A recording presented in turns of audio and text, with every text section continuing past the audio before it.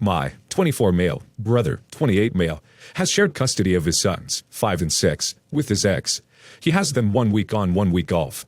My brother dates a lot of people, and usually what happens is they break up after 1 or 2 years of dating. This has happened 4 times since the kid's mom, and every time he introduces his new girlfriend to his kids after just a few weeks, and they move in together right away. As you can imagine, this is super hard on everyone, the family, my brother, and especially his sons. 2 years ago, my brother broke up with his girlfriend of 2 years and couldn't afford rent, so I offered him to move into my basement as I'm renting a 2-story house. I offered him an all-inclusive cheap rent, but I gave him strict rules because I don't like living with other people and never wanted a roommate. Within the first few weeks, all the rules had been broken. Also, his sons kept coming upstairs for a few hours every day. So I raised his rent. It was still less than 1/3 of what I was paying for the whole place. My parents went off on me and told me to cut in some slack. I insisted he start looking for his own place. He said he was okay with the rent increase and he'd do better with the rules. He wanted to stay. 2 weeks later, about a month after moving in, he had his new girlfriend move into the basement with him. I was furious. There was also a lot of unapproved and not housebroken pets that somehow made their way in. Fast forward to today. He just broke up with his girlfriend and can't afford his rent on his own and said he's moving back in without even asking me. My whole family is saying, you don't use your basement anyways, and he can't afford to live anywhere, so you have to let him back in. I want to help as much as possible, so I said yes, but I said he'd have to be better with the rules and pay his rent on time. Forgot to mention last time there were a couple of months where he didn't pay, and he owes me a lot of money for other things. Now, here's the kicker. His son starts school 1 hour after my brother leaves for work, and finished 3 hours before my brother is back, and he just expects me to babysit them during this time. I don't know what to do, because he doesn't have any money for childcare, nor for his own rent, so I can't possibly say no, but I don't want to do this, especially not for free. Am I the a-hole for wanting to say no to the childcare? Am I being too hard on him? I know it's my unclely duties to be there for my nephews, and it's my brotherly duty to be there for my brother, but is there a limit? Not the a-hole, not even close. Your family is taking advantage of you. His poor choices are not your responsibility to correct. It's okay to say no and to refuse to yet again bail him out of his own mess. If your family is so insistent on helping him, let them do it themselves. You're the a-hole to yourself to let him move back in. He's a user, and you're his doormat. Of course you have to say no to childcare. And of course he and the family will make you do it. Look into his school for any before and after school programs, and make your brother pay for it. And make him pick the kids up and drop them off. Or he can't move in. End of. Not the a-hole, but grow a damn backbone and say no. When my husband and I were conceiving our son, 2.5, we struggled and were told we had a very low chance of getting pregnant naturally. I was gutted, and mother-in-law offered to pay for IVF. It took a couple rounds, and she did allow us to pick who we felt was the best doctor, despite him charging the most. She insisted that it was a gift, and we didn't need to even attempt to pay her back. My mother-in-law decided to come to our state last week to finally meet him. We just aren't close, so she had never gotten around to it. The moment she arrived, she tried to pick him up, and he didn't like that. I explained that she is a stranger, and we teach him consent, so in the future if she wants to touch him, she needs to ask. Mother-in-law immediately told me that was so weird, and do I make my husband ask every time before he touches me? During her visit, we had issue with boundaries. She wants to post pictures on social media, and when I told her no, she got huffy. I asked her not to video chat her husband in the living room due to the language he was using. Mother-in-law told me I was overreacting because their contractor just broke their glass sliding doors, and it is perfectly normal to call him a ducking idiot. She also kept sighing and saying I'm too strict or too mean. The final straw was when she snuck my son some of her Starbucks drink, loaded with sugar and caffeine. I told her not to, and she was like, Mommy is so mean. I lost it, and said if she can't respect that this is my house, my son, and my rules, she's never coming back, and that she owes me an apology for all of the eye-rolling and small aggressions. Mother-in-law yelled that she gave me tens of thousands of dollars to have a child, and I can't let her act like a grandma for 4 days. She then got a tone, and was like, not to mention, I bought this house. Down payment. She said she probably won't see him for another couple of years because she is busy, so why can't she have fun for 4 days? I said she might never see him again if she doesn't respect me, and it is her fault if she never sees him. She lives like 7 hours away. No one ever said she couldn't come. Mother-in-law said I'm ungrateful, and if someone paid for her IVF, she would let them do almost whatever. Everyone I talk to thinks I'm in the wrong. My husband backed me to her, but doesn't seem to really support me. Not the a-hole. You sound like you gave fairly reasonable rules to protect your toddler. Who gives caffeine and sugar to a toddler? However, it may have been better to lay ground rules at the start of the visit calmly and firmly with your husband, and then reminded mother-in-law politely throughout rather than flying off the handle. although I fully see why you were mad. There's a picture of some kid getting disgustingly licked by a farm animal, and a caption of, "Must not be the firstborn child because mom reached for the camera instead of the kid." You were doing a very typical overprotective first child thing, but unless you learn to loosen up, you're going to turn into one of those helicopter parents that smother their kids. With the exception of granddad swearing, the thing she described as unacceptable are normal grandparent stuff, especially the photos on social media. She wants to share her wonderful grandson with everyone, but no, because reasons. Overall, it feels like you specifically treated your mother-in-law as an untrustworthy stranger from the start of the visit, instead of a family member who cares. And given that she went well above and beyond to help you bring your child into the world, you majorly snubbed her. You're the a-hole. All the people saying she's holding it over OP that mother-in-law paid for IVF. Mother-in-law didn't bring it up until she was threatened with never seeing the kid again. I really have to wonder about the circumstances surrounding this story. Mother-in-law seems incredibly generous and attempted to spend time with and spoil her grandkid. The Starbucks drink scenario would piss me off too, but the rest seems way over the top. You're the a-hole. My wife's great-grandparents were missionaries in China. My wife's grandmother had a number of keepsakes from her travels, including a beautiful Chinese painting that hung in her house. Ever since childhood, my wife had loved that painting. I remember spending our first Thanksgiving when we were dating at her grandmother's, and her talking about how much she loved it. About 5 years ago, my wife's grandmother's health started to decline. The family, me, wife's sister and her husband, wife's father, helped her move into an assisted living facility. Because it was a small apartment, my wife's grandmother gave many treasured items to her son and grandchildren. Knowing how much my wife liked the painting, her grandmother gave it to us. About a year later, my wife's grandmother passed away. Her will did not mention the painting or any of the other items she gave away during the move. We hung the painting over our living room couch, and my wife loved it. Tragically, my wife passed away from cancer last month. Due to virus, we had a very small funeral. It was the hardest Christmas I ever faced, though both her and my family were supportive. It may sound cheesy, but the painting helped. Knowing how much my wife loved it, it helped me to feel like she is still around in spirit when I was sitting on our living room couch by myself. About a week ago, my wife's sister came over to pick up a few small items she had lent my wife. She saw the painting and asked me if I would give it to her to keep in the family.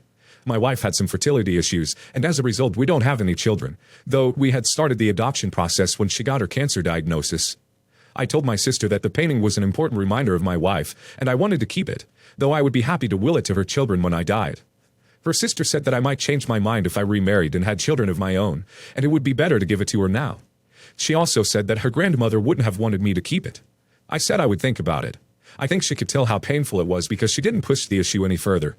Since then, my wife's father has called, and while he didn't focus on it, he did mention he wanted to keep the painting in the family. However, the thought of giving it away feels a bit like losing my wife again. Am I the a-hole for keeping the painting? Not the a-hole. Legally, I'm pretty sure the painting is yours now, as it was your wife's, and since she sadly passed, her belongings are yours as the survivor partner. Also, it's been a month since it happened, and these people want to take the painting? Like, did they forget about the person wife? Talk about being insensitive. Do what you think your wife would have done with the painting. If that is to keep and treasure it, so be it. Also, this might hurt, but from the comments they said they don't consider you family. So reflect on that too.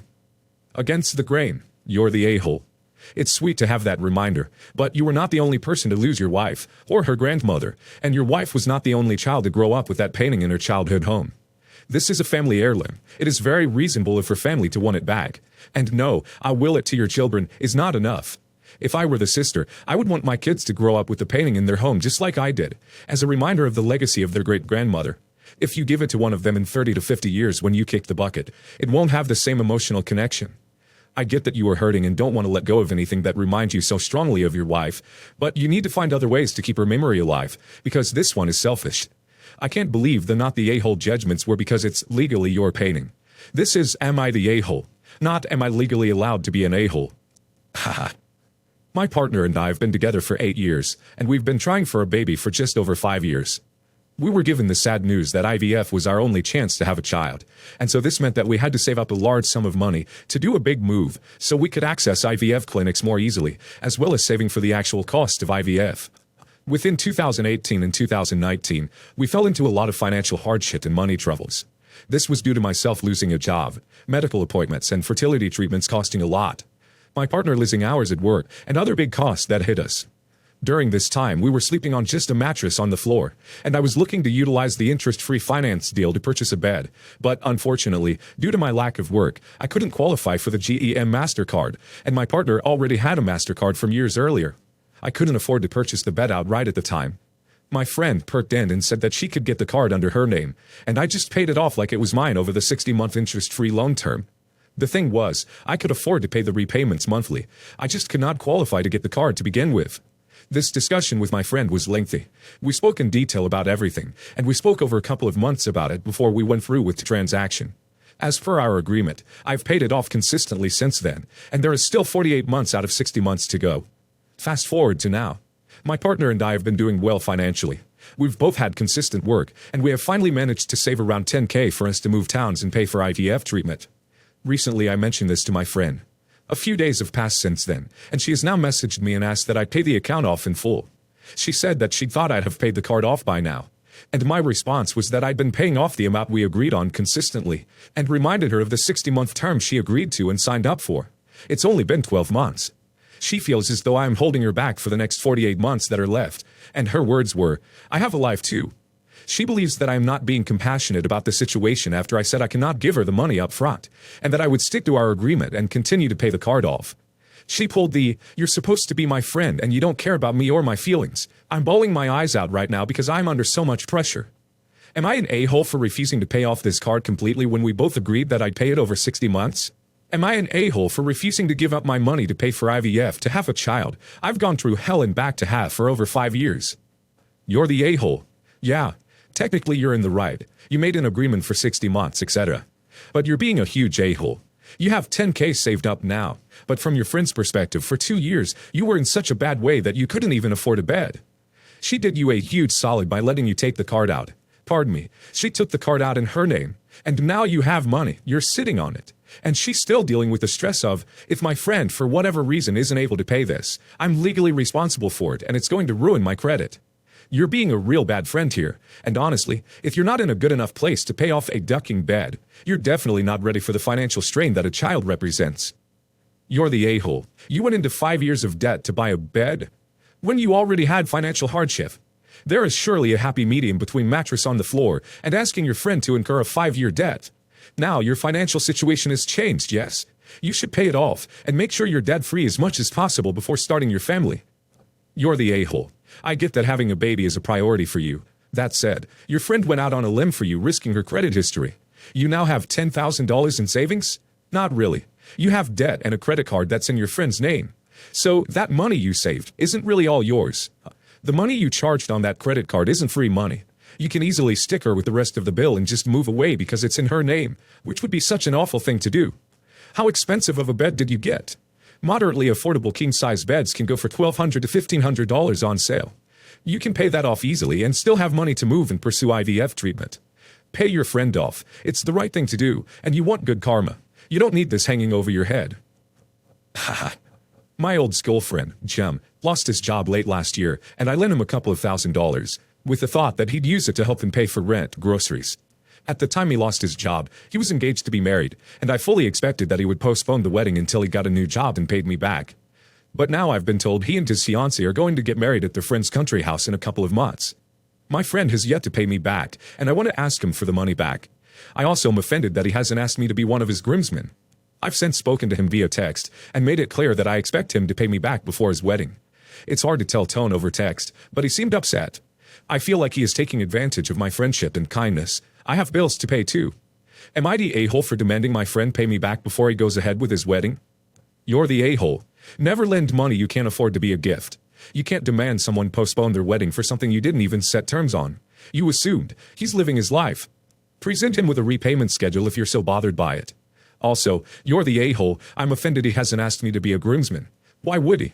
So he can hear all about how you lend him some money and hold it over his head then too? You're the a-hole. His life and his wedding don't revolve around you and your loan. It doesn't sound like you established a specific timeline for him to repay the loan when you gave him the money. Also, don't loan family and friends money that you can't afford to lose. They were already engaged before he lost his job, and may have already paid deposits or fully for catering, photographer, and etc. Then you was free, and in-laws could be paying for the wedding. Absolutely a lovely gesture that you lend him the money. But you can't expect him to put his wedding on hold till he pays you back. It makes you the a-hole.